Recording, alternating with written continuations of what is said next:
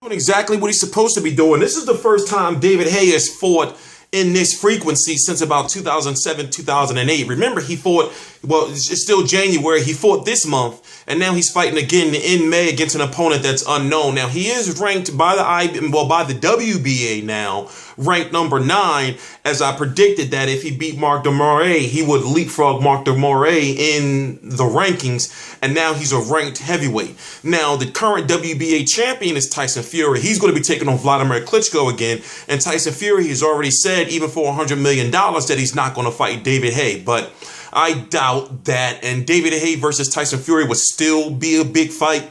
And maybe Tyson Fury is just selling the fight even more by saying he'll hold the belt hostage and not fight David Haye if David Haye works his way up the rankings. But somebody that David Haye should fight in his comeback fight, especially since it's going to be in the O2 Arena again, and his comeback fight with Mark De Mori was a successful fight with 1.3 million viewers on Dave. Also, they had the internet stream. It was a highly viewed fight for David Haye as a comeback fight, and he looked good by getting a knockout.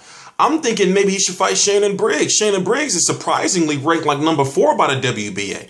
I'm thinking that would be the perfect fight for him to come back, maybe get a Robert Helenius. You know, who knows, maybe a Tony Thompson, see if you can get a Malik Scott. Malik Scott is always talking shit.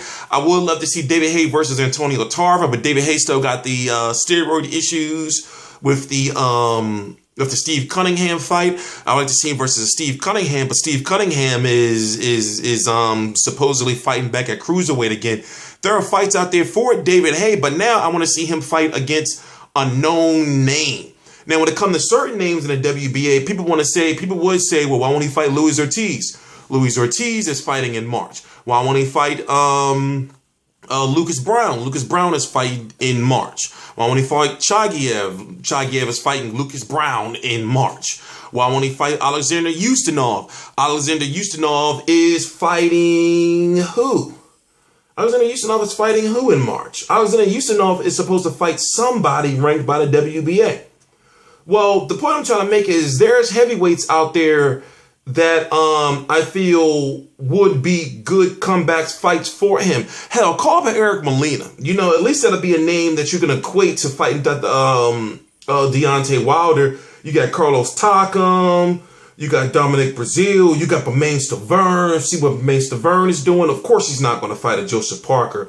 You know, he's saying he wants to fight Anthony Joshua in a big fight in the future, but those guys are on 2 different paths. The good thing about David Haye is he's doing exactly what I said he should do, and a lot of fans felt he should do, is he's remaining active. In 2016, I believe David Haye should have a 3-fight 2016. He fought in January. He's fighting again in May, and then fight again sometime in October, November. He said a long time ago he doesn't fight around the holidays. I say fight again in September, October, November. And then in 2017, he can fight for a world title against a Deontay Wilder, Alexander Povetkin, a Tyson Fury, a Anthony Joshua, a Joseph Parker, a Charles Martin, or whoever. But it's good to see that he's back. It's good to see that he's remaining active. As soon as they announce an opponent, it's not even any rumors of what opponent he will likely fight in his next fight. But I'm thinking that it's got to be a step up from Mark De Mori, right? It would be great if it's a fighter like Robert Helenius, who has decided not to fight for the European title in Derek Chisora rematch. So, you know, I can go on all day with names of heavyweights that I would like to see him fight. But like I said, it's just an astonishing to actually see that he's fighting this soon, that he announced this fight just a couple of weeks after his comeback fight. Remember, he fought on January the 16th. Right now it's January the 27th. And already we know that he's coming back. I'm T Street Controversy. This is T Street Controversy Live. I cover every single major fight live. I wonder if the rumors are true that David Haye may be going broke, or he had to come back for the money, that the money's all dried up. It is what it is. Please subscribe.